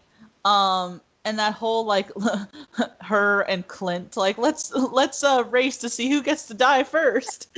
Like, what? Laughing at that. Like, to me, I know it was supposed to be intense, but it was like, to me, it was like, no, I want to murder myself. No, I want to murder myself. Oh, look at us, we're fighting. It felt like two kids, like, tumbling for, like, reminds me of when me and my big brother would get balloons, and we just, like wrestle to see who could get the balloon, just because we wanted it, and it was just, like, a kid thing. And that's what it reminded me, except they were wrestling for death. It didn't feel as, like, say, impactful as Gamora's, right? Where it's like you didn't know what was happening in that moment, and then it's finally revealed that Thanos is willing to sacrifice his daughter, and her pretty much being dragged as she's like yelling and beating at his hand, you know, because she knows that she has so much to live for.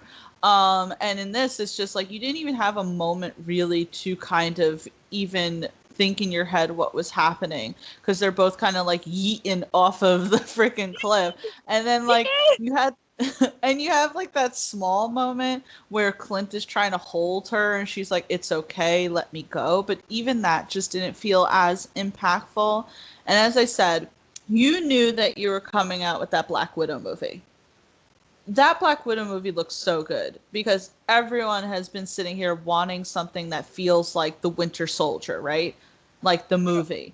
Black Widow feels like the Winter Soldier. You have big names in it. Florence Puh, I don't even know how to say her fucking last name, but she is huge right now. Rachel Weisz, who's a fantastic actress, and David Mother effin Harbour in it. And it looks amazing. And it's like, what if that does well? What if that does well and that's it? You're just going to end it there? You know, I understand that she's like Scarlett Johansson is not, say, the most popular among people. People just really like to hate her, but she is a huge part of the MCU.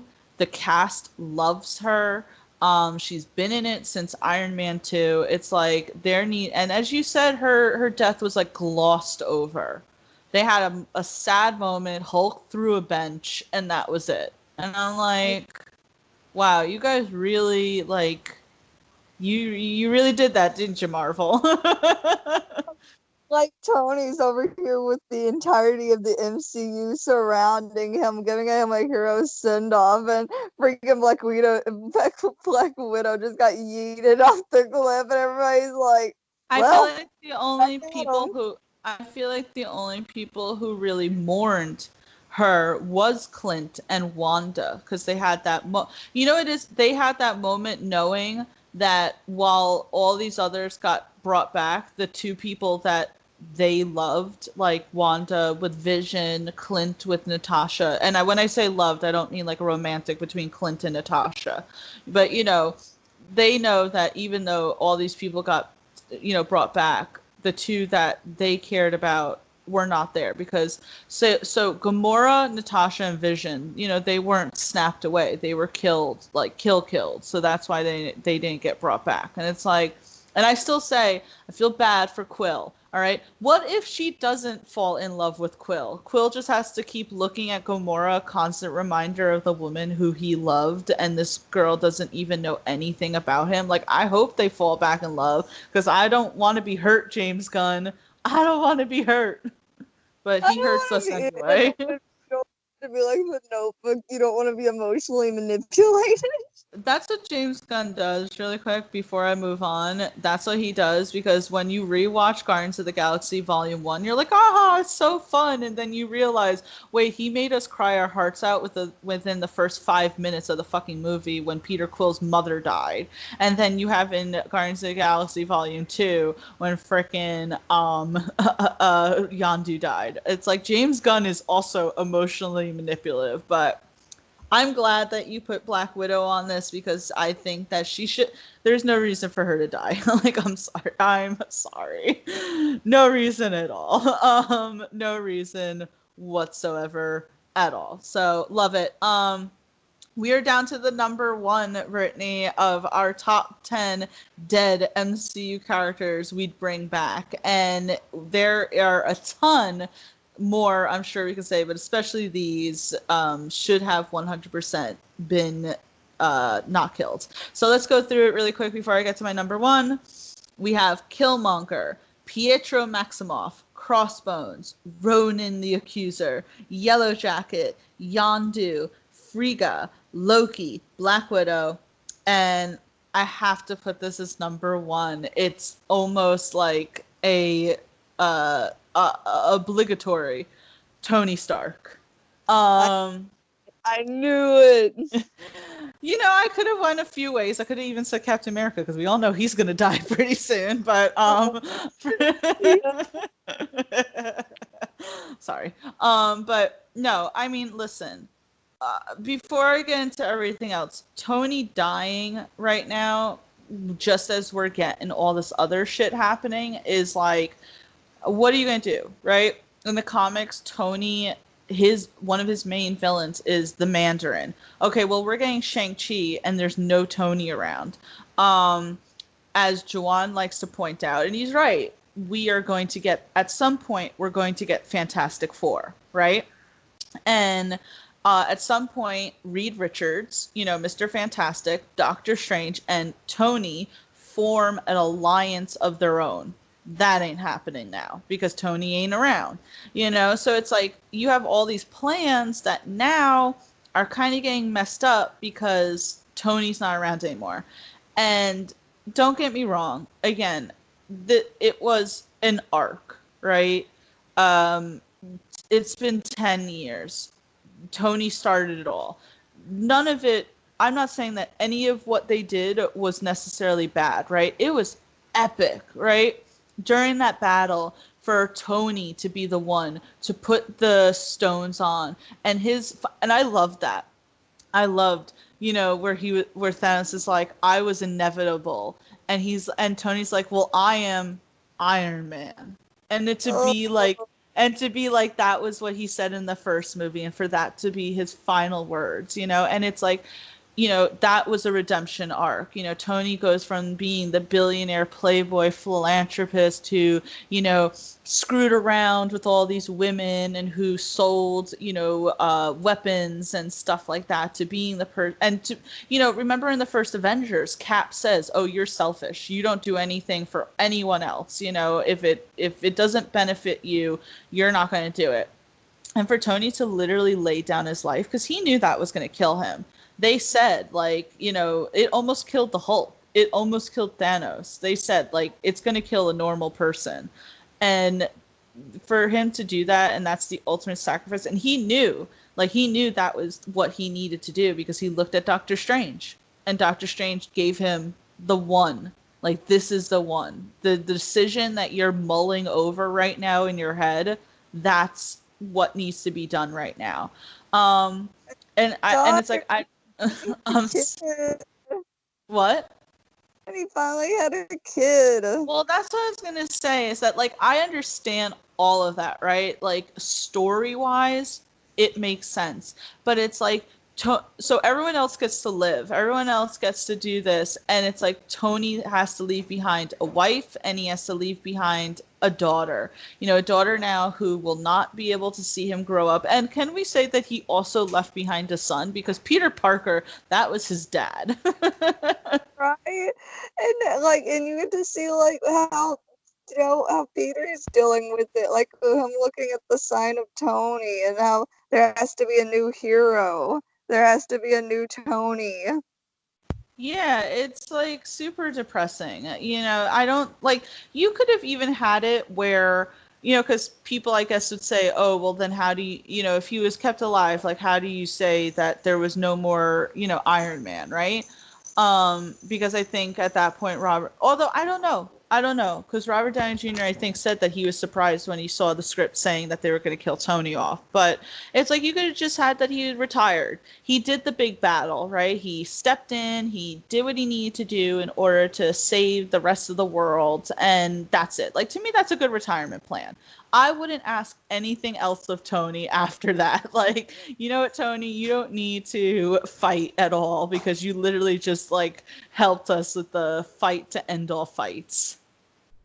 I know, and it is good to see, like, too, like, it is very telling that Tony, whenever, like, Doctor Strange won't tell him because he said then it won't happen.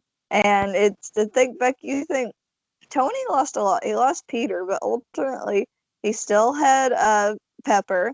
He still had a child. He had this home. He had a family. He seemed to be happy.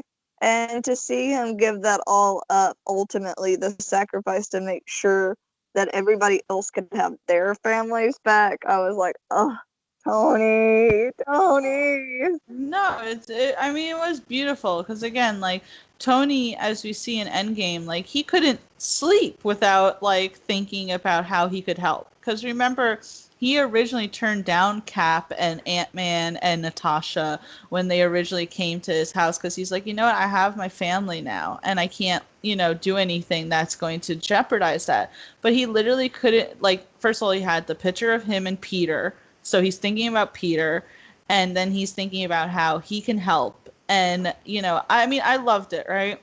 I loved him finally mending his relationships with Cap. Like that was their whole relationship in Endgame was so important because that was finally them um reuniting after essentially being separated after Civil War. And oh man, Brittany, I really thought that they weren't going to like rectify anything because remember in Endgame when he comes back and he yells at Cap and he was just like, "You said that we would be together, but we weren't. Were we, Cap? Well, you said, oh, if we fail, we'll fail together, but we weren't, huh? I wanted to I wanted extra security, and you were the one who was against it."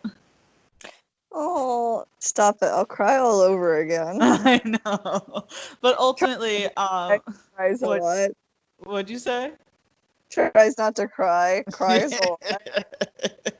I don't know. I love Tony. Of course, I think that it was obligatory to even put him as number one on this list, but I think that it was well deserved because I was shocked. I couldn't believe that, they killed him off and to have oh God, to have poor Peter sit there going, "You did it, Tony. We did it." And it's like, he's dead, and Pepper to be like, "It's okay, you can rest now." And then freaking Rhodey is sitting there like he just lost his best friend, and it's like, I needed more of the Iron family. Okay, they were the Iron family and I needed more of them.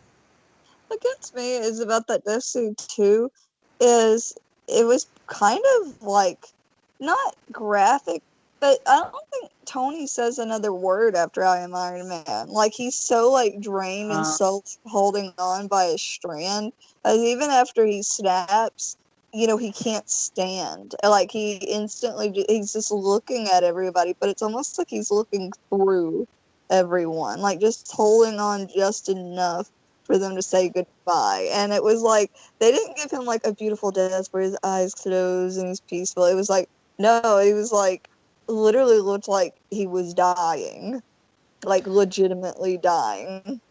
I had this thing where I almost thought he was like brain dead, because you saw like the one half of his face was all fucked up and he was just kind of like he couldn't as you said, he couldn't talk. He was like muttering, as if like he couldn't. And I'm like, they gave him a really gruesome death. Yeah, like it wasn't like pretty. It wasn't like, oh, I thought the Hulk was gonna die for a little bit there. Me too, because that also messed him up. I don't think he has even function of that arm. It was in a sling, They I said don't that think that that. damage is permanent too for him. They said that in the next movies, like he's not going to be. He is now Dr. Hulk, like, but he is messed up. Yeah, we're not going to see any more of like the raging Hulk. I think that's going to come more from like She-Hulk because that's an upcoming series on Disney Plus, or even Red Hulk or something. We'll see like another version. You have to remember really quick before we kind of wrap everything up here that Universal still owns the rights to the Hulk. See, that's the thing is that and I was confused by this. Disney does not have the rights to all their characters just yet. They may have gotten Fox, right? So they have Fantastic Four and they have the mutants. They do not own the And rights to, huh? Deadpool. Deadpool, yes. Well, he's considered like a mutant, right? So they own all that. They do not own Spider-Man. They just share Spider-Man with Sony. And we obviously saw that's a very rocky relationship. But Universal still owns the rights to the Hulk. That's why they can't come out with that's why Disney can't come out with a solo Hulk movie. And that's why Hulk is only in movies and not having his own movie. So it's very like strange, the whole thing. I think the only reason why Universal still wants the Hulk is because their like rides are very popular, but it's very strange. Before we wrap up, Brittany, do you have any honorable mentions that you'd like to shout out? I was trying to look back at my list really quick because I had quite a few there, but I started to erase them off as I went. Uh, I think that was it. I think I got everybody I wanted in there. I guess I would say the present day Gamora. um, Yeah, and I, Gamora. I'd like Hela back. She was a great villain. It Like, is. I mean, she was definitely OP in a lot of retrospects because it literally took destroying Asgard to like kill her. But you know, she was great. Like, and Kate Blanchett just did such a fantastic job there that I wouldn't mind having Hela back. Me neither. I wouldn't mind to see oh, like Ebony Maw and them like still be alive as like Yeah, kind of like the Black Hand and stuff. You know what I mean? Like not like the hand. Sorry, yeah, the the hand hand, or the Ten. hand. Like this, like a cult still like loyal to Thanos. Oh, Hemdall. Duh. Like, I said him in the middle of you saying one of yours. I said him, uh, doll. Yeah, Hemdall. yeah, yeah. Yeah. Obviously. Yeah, no, he would be great. Yeah. I think that we did a good job in kind of going over because all the others are like, yeah, no one needs you Yeah. alive. No one keeps you alive. Brittany, I think that we did an amazing job going through this list. I definitely feel the need to watch even more MCU movies just because I absolutely love the MCU. So, Brittany, before we sign off, please tell everyone where we can find you, what we can find from you next, and all that good stuff. Could say you can always find me at twitch.tv/ittybittyfriend. I don't know what I'm playing tonight. I'm either playing Dark Souls or Animal Crossing. Those are very two different games. One is murder and destruction, and the other is I really want to make friends with all these animals. So we'll see how that goes. Got my new camera set up, so the aesthetic of the stream should be 10 times better. Though if I play Animal Crossing, I can't hook it up because of the connection. But you can find me on Twitter at ittybitty_brit0, and hopefully one day, if I could just get a good day to not have to do anything, I want to start my YouTube channel, but we'll see how that goes. But yeah, it's Bitty Brit. Absolutely. Everyone, please make sure that you check that out. I not joined that I didn't go on her stream, okay, but I joined her chat for one of her live streams, and it was a lot of fun, so make sure you guys check that out just because Brittany's pretty entertaining, I have to say, but I knew Aw. that already. For me, you can obviously find me at Geek Vibes Nation. I do a lot for them there. So you can check us out on Instagram, Facebook, Twitter, YouTube, all that good stuff. I'm coming out with my Tea Time with Tia videos occasionally, watching some good stuff such as Defending Jacob. Really quick, Brittany. There was a moment in Defending Jacob where Chris Evans' character goes, whatever it takes. So obviously there's all Yeah. these now so obviously there's all these memes now of Andy Barber, who's the character he plays on Defending Jacob, and Steve Rogers going, whatever it takes. So that's just amazing. Make sure you guys check out that show. It's on Apple TV Plus. It is worth buying or investing in the 7-day free trial. Especially since next episode J.K. Simmons is coming in and he is fantastic. So make sure you check that out. And you can also find me on Twitter and Instagram, Tia Fabi. We got lots of great stuff going on. So hope everyone is happy, healthy, and safe. Brittany, thank you again, and I hope everyone has a great day. Y'all have a great day. Bye.